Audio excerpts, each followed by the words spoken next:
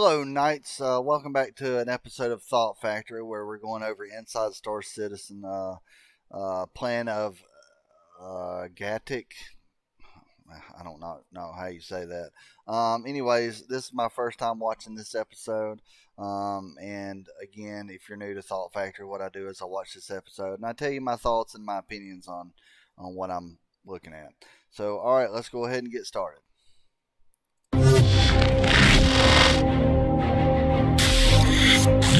Where do we start? That is a good question. The alien stuff is more complex, so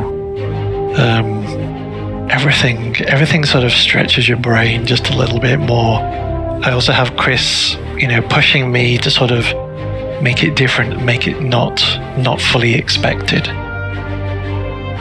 Alien ships, I think, are super interesting because they have a completely unique aesthetic inside, and this ship particularly, we wanted to create a alien cargo ship.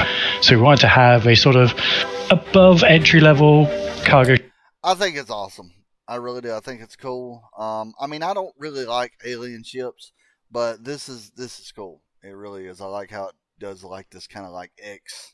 It almost looks like a ship off of like Star Fox, to be honest with you. But the ships that you fight, you're in your little I don't know what the ship's called that Star Fox is in or whoever. But you're in there and you're fighting, and these alien ships come towards you and they look real weird. That kind of, in my opinion, that's what it looks like. But it's really cool when it comes down. I have seen kind of this before. The bottom X part, folds up and it acts as your landing gear, which is really cool. And this is actually a much bigger ship than it looks. So a ship that could carry a good amount of cargo for its size, be well defended, multi-crew. We wanted it. See, look how big it is. There's the person right there, and that's the ship. Okay, there's the person, and that's the ship. So it's a good sized ship, and if I'm not mistaken, I think it's got like 2 or 3 decks. I'm sure we'll find out, but yeah, it's a good sized ship. And again, this isn't, from what I understand, this is a manufacturer that's kind of like a human manufacturer that has kind of taken the alien technology and made it into their own ships. I mean, I could be wrong, but it is built for humans to fly and not those aliens. Of course, the aliens are humanoid, but I mean, put down in the comments if I'm wrong, and I could be wrong. But from what I understand, this is like a human made company that produces these ships and just uses the alien technology and the alien design. So that's what I'm pretty sure. It to be Xian, but we didn't want it to be AOPA, their combat brand. So we worked up this new company called Gatac, and this is the Gatac Raylan cargo ship. No, it's Gatac. That's how you say it. Right, hard cut. Okay, let's do a brief history of House Gatac.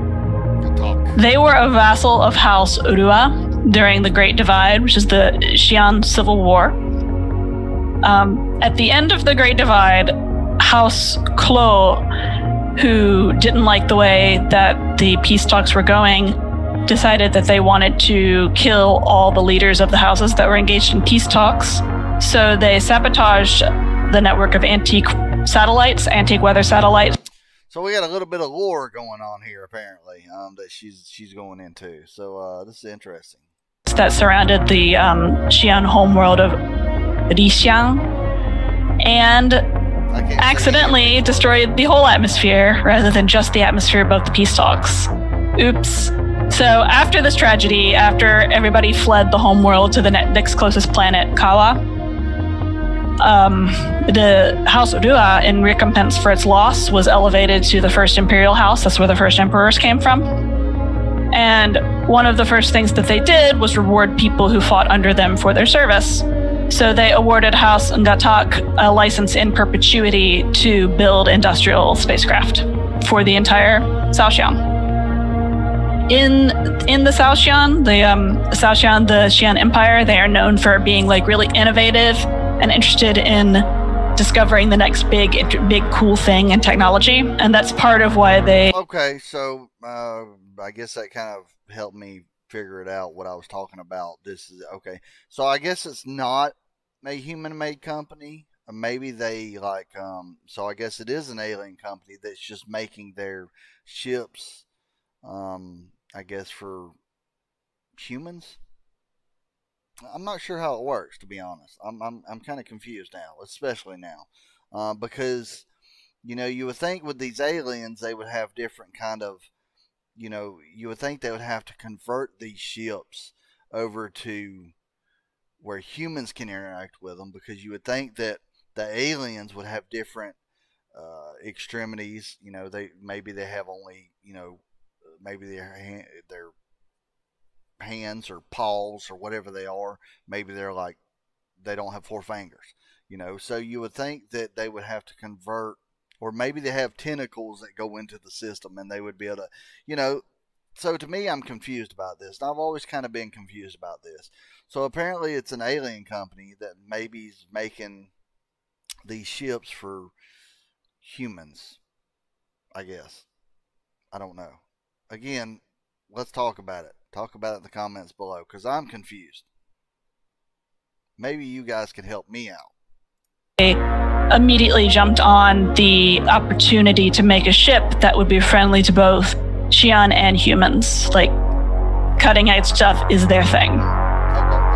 The alien stuff is the hardest one to sort of deal with sort of branding.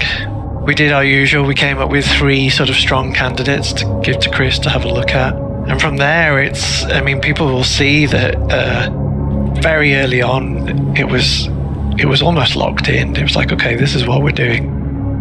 We're a lot more confident in how we approach these things now. We make sort of stronger decisions right at the start to push those through. One of the big features of the ship was the fact that it changes shape like massively. So that's the really nice thing about this ship. And coupled with the sort of final materials that we came up with, there's no mistaking the ship now. It's okay. This is the Gatac cargo ship. There's no messing around. The Raylan crew capacity is 4 people. So you have the pilot, you have an engineer, and then you have the 2 extra crew to man the 2 man turrets, which are on the side of the ship and provide a good range of cover for it. There is space for all 4 to be on the bridge when not in combat or elsewhere in the ship, but ostensibly that's what the 4 roles are for. The Raylan has 320 SCU of cargo, and this is all pretty much external. You can see it on the back of the ship. Part visual choice, part gameplay choice. They are fixed containers on the rear of the ship. And so I guess these are the containers that he's talking about. These little things right here, the little diamond or triangle shaped things. I'm assuming that's the containers he's talking about. They are fixed containers on the rear of the ship, and the cargo goes inside them. So having it external allows us to keep the internals of the ship all nice and compact, but also does give a toss-up in choice between, do I pick a ship with lesser cargo but is more protected, or do I go for this, which can carry more in one run, but has the risk of, if I get jumped on in transit, my cargo is more at risk. That's something we always try and do with our ships, is not have one ship that is superior in every single way to another ship that's equal to it. We want there to be trade-offs. Even from, trying to get into the ship, it's going to be a unique experience. So essentially you've got a grav-left platform that's going to fly through the air, come and greet you, you get on it. I mean, that's cool. It's cool. But, to me, it begs the question of why doesn't every human ship have like these grav lifts or whatever it's called? Or to me, it would look like maybe there's some kind of like tractor beam that would pull this up and in, because that's basically what a tractor beam does. It pulls an item or material up to you. But why doesn't why do we even have ladders? Why do we even have elevators? If this technology exists, why isn't everything have it? Why doesn't the freelancer have it? Why doesn't the why doesn't the Constellation have it? Why does the Constellation have a manual elevator that comes down? Maybe this company has the rights to this, and maybe other human companies just don't know the technology or don't know how to reverse engineer. I don't know. A lot of questions to me. Click a button, takes you up to the entrance of the ship through the airlock. That's where you first get your experience of the Xian architecture within this ship. So let's look at this. That's pretty cool. So again, yeah, it's got 3 levels. And so this is the back clearly, and then this is the front. This is the pilot seats, I guess. The bridge. You got all this cool stuff. I don't know what this is. Maybe that's, I don't know what that is either. And confusing. But I think maybe the lift comes up through. Yeah, I think the lift comes up through here. Yeah, because these are all the floors. Within this ship, when you choose to get on the lift, go up to habitation. You've got a console that's made out of like 50 different pieces in it, and it all builds itself into position, and then you click the button, get on your elevator, which isn't the standard elevator either. At the moment it's at an angle, so you have a very different experience of like transitioning up through the floors, and the floors will also transform to sort of enable you to get through easily. So then when you're in the habitation section, you've got access to beds and lockers. You can go left and right to the turrets and escape pods. And then you've got the dual race kitchen and bathroom section, and then sort of like a communal eating area. And then from there up, basically it takes you into a more technical section. I find it weird how the aliens, kind of again, how like humans and then these aliens can basically work at the same things. I mean, because you would think that their anatomy would be different, from humans, and they would need different things or do different things. So again, I'm still confused on that. It makes me beg the question, is RSI going to have something in the future to where there's going to be a ship that a human can't fly, because maybe the aliens are these tentacle things that use these tentacles that go into all like 10 different things, and that's how the alien flies its ship. So I mean, that would just make sense. There would have to be some alien ships that humans just can't fly. There's no way, because it's not built for a human. I mean, do you guys get what I'm saying? So you can either go to a docking, which is at the rear of the ship, and then you've also got a good portion of components in like the sort of quite technically themed area of the ship, and then you transition through there towards the bridge. And again, in there is we were looking at a way of being able to access components in a non-standard way. So the big stuff we've kept quite traditional, because it makes sense, they're just there. But the smaller stuff, it's kind of like a component delivery system. So you choose which component you want to access. It's delivered to you. You can change out whatever it is you need to change, and then it's taken back off you and absorbed back into the ship. Then you just transition. Then you just. So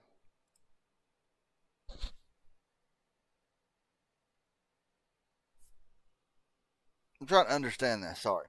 So the components come to you. So you can access every component right here at the station. Is that what they're saying?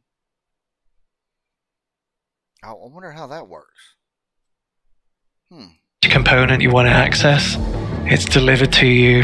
You can change out whatever it is you need to change, and then it's taken back off you and absorbed back into the ship. Then you just transition into the bridge, open bridge, and then, like I mentioned, the captain and the co-pilot at the front in the large, like floating, almost like UFO style seats. So I think there's plenty of great opportunity in there in terms of animation and what we can do with what's spinning, what's moving, what's reconfiguring. So I think the ship team is going to have a lot of fun with that. So what does the Raylan add to Star Citizen as a whole? It really increases the diversity of spaceships, especially alien ones, because they are entire races of creatures and they don't just have combat ships. They have their own infrastructure needs, they have their own transport needs, so whatever we do as the human race, there is going to be mirrors for those races. When you are traveling through all the solar systems in the game, you don't want to just be seeing the same freelancer or the same hull everywhere. You want this variety of ships to encounter and ships to progress through on your cargo journey. The Gatac Raylan, and I hope I'm saying this right, is the newest addition to Star Citizen's expanding line of alien vehicles, as well as the first from our newest Xian manufacturer. And you can learn even more about this ship, like all of its stats and capabilities, when it's revealed as part of this year's Alien Week festivities, beginning this week, which also includes the return of the tremendously popular baking contest, so get your ingredients ready. And to help you prep for all of the Alien Week festivities, let's check in now with the narrative team for a brief refresher of the known alien cultures of our galaxy, or perhaps meet them for the very first time if you've only recently joined the Star Citizen universe. Banu are probably the most obnoxious people in the world to ever go to a sporting event with, because they love sports,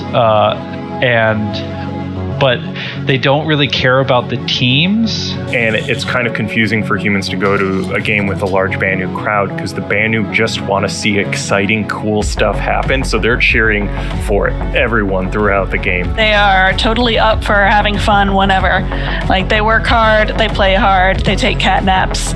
They are extremely interested in enjoying life. Their society is organized around these work family guilds known as Sulis, where they're adopted from a young age as kind of an apprentice by a Suli that specializes in manufacturing spaceships or making weapons or cooking. They're very quick to give favors, but they also expect a favor in return. So be careful if a Banu asks you to, pick them up at the airport. The Banu is the first alien race that humanity ever had contact with. There was a human pilot kind of out seemingly in the middle of nowhere named Vernon Tarr, who was scanning for a jump point. Came upon a Banu vessel and fired upon it thinking it was like an enemy ship. But once they got close enough, they realized, oh, heck, that's an alien. It was a fun run-in that was initially very tense, but we quickly came onto friendly terms with them. They were happy to find new trading partners, and we were very happy to encounter aliens for the first time.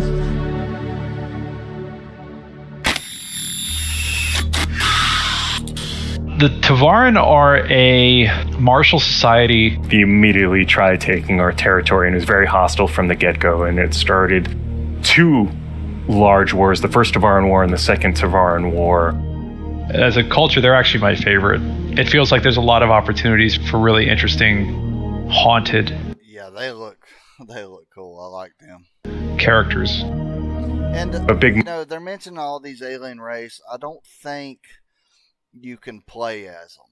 I'm not sure. Maybe in the future they'll have like character selection screens where you can be, hey, I want to be a human, or hey, I want to be a Tavarin, or hey, I want to be a Banu, or hey, I want to be a Vandul. I'm not sure if they'll ever open that up. I don't think so. I think the only race you can play is human, but I mean, we'll have to see. Motivation for them is that their people hadn't developed terraforming technology, and so their space to expand was very limited to worlds that were naturally habitable. They were first assimilated into the UEE by force after the first Tavarin War, and after the second Tavarin War, they voluntarily assimilated themselves. They, as a people, decided collectively to throw their culture away.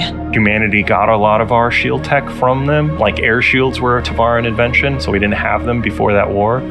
You can see that in their ship designs, with the Prowler having these unique drop bays. And again, I'm going to talk about the air shields. Again, if we have this technology that's air shields, why doesn't every ship have that? You know, why doesn't the little outposts that you go to down on the planet, why do they have airlocks? You know, why do you have to go through an airlock? I mean, if this technology exists, why it doesn't make no sense to me. It makes no sense. So, you know, to me, I'm not sure. You know, I'm the type of person, I prefer airlocks. I think they're cooler. I think they're more practical. But, you know, I mean, obviously this is the future, and air shields, you know, is definitely a possibility. But I'm still trying to find out why, you know, everything don't have it. Even like the newer ships, like I can understand, okay, this is an older version, or this is an older model of the ship, so it's not fitted with this air shield technology. Okay, and then this new model comes out, it's fitted with it, because that's, you know, that's what it is. But, you know, I'm just questions.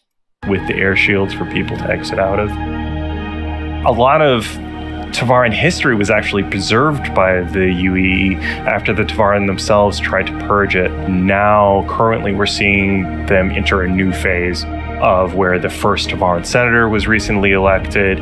This elevation of a Tavarin seems to have sparked a recent interest in a cultural revival. So Tavarin are now starting to relearn their once lost language and starting to dabble in bits of the culture that was once lost. I like that they're survivors. They saw the writing on the wall and they found a way to keep themselves and their families alive in spite of a horrific situation. A great thing about the Xian, they're kind of known for their rather pungent eating choices amongst humanity. They kind of poop like birds do, so it's just, they don't pee, they just do like the combo. So if you see what looks like a bird bath in a Xian ship, that is not a water fountain.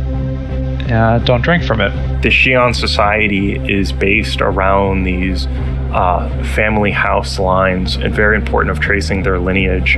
The emperor is their own house, and part of the thing is there's a sort of a mandatory service period for all Xian where they have to serve basically for the government. And that's to help foster kind of a sense of unity amongst the Xian people. Technologically speaking, are probably a little bit more advanced than we are. They are masters of anti-gravity tech from a very long time before they discovered space, like jump tunnels and things like that. Xian are very long-lived, and so their view of time is different than humanity's. Partially because of their philosophy, Litova, which is a kind of a moral code and a system of belief. There was very close to an interspecies war kicked off when we first met the Xian. It was during sort of like this gold rush era where everybody was just out trying to terraform planets as quickly as they could to try and secure, you know, mining rights. The Xian, who were already in the system, saw these strange aliens trying to terraform a planet that was in their territory and went, that's a little weird. And then forcibly captured all the humans, contacted the human government and said, hey, you guys left something in our system. We don't like it. Please take it back. Banu are kind of mysterious. We don't know much about them. We know from observation that they seem to be very, very insular. They seem to believe in the idea of a meritocracy. They're very powerful warriors. They're very hardy. They can exist for short times in the vacuum of space. Our observers think that they're harvesting resources for some greater purpose, and some people think that they just really like to fight. And either one of those could be true. They sort of were introduced to us when an outpost was mysteriously sort of wiped out. Judging from their ships, they have very utilitarian aesthetics. They are oriented around the clans that they seem to come from, but we have never observed anything that indicates a central government. Vandal clans have raided humanity, land on planets, take as many resources as they can. And the Vandal remind me of the Klingon too, okay? I'm sorry, they just do. Except not. And when I say they remind me, I'm talking about like their ships and stuff. To me, their ships kind of look very Klingon-ish, I guess. And, you know, but it makes me wonder, is there going to be a race that has cloaking? You know, is there going to be a race that has discovered cloaking? I mean, cloaking surely is going to be a thing, right? I mean, you would think so. With air shields, you got air shields, you're going to have cloaking. Surely, right? And then flee back into Vandal space. And it's what sort of kickstarted a much more active, proactive military campaign against them. So they're sort of the alien culture that we are currently locked in a sort of war with. Of course, there's a lot of debate going on against what is the end game of that war against the Vandal. Does it mean wiping them out altogether? Does it mean setting up a border defense that they can't get through? Does it mean reclaiming the systems that we've lost to them? Ideally, we want to put this in a position where like the players are the ones who are helping reveal some of this information. That's always been one of the things that's been very fun about this game. And that would be awesome, but I just hope they don't make it too MMO-y. Okay, and I mean, I'm hoping that if one player does something, let's say there's like a quest and the player goes and does it, and he reveals this information about the Vandal. And then you got this other player that comes in and says, "Oh, I want to do that same quest," and he does the same quest, and it's like, oh, he reveals. I want players to actually be able to impact Star Citizen, and what I mean by that is, like, if one player, like, you're gonna have one, I would think that, or I would want one-time quest where this person, he catches it, he's the first one that does it, he goes and he reveals it, and it affects the universe, and he is the one, like maybe a statue's made of him, or and that's that player's reward. He has affected the universe in that sense. I doubt they're going to do it like that. They're probably going to have like, I doubt they'll have instances, but they're probably going to have the same thing where, ooh, I'm going to follow this storyline, let me go through here, and then you have every person that's playing, they go through that exact same storyline. And I hope not. I really do. I want something that's unique. I want something that's not where everybody can do it. I'm sorry. That's what I want.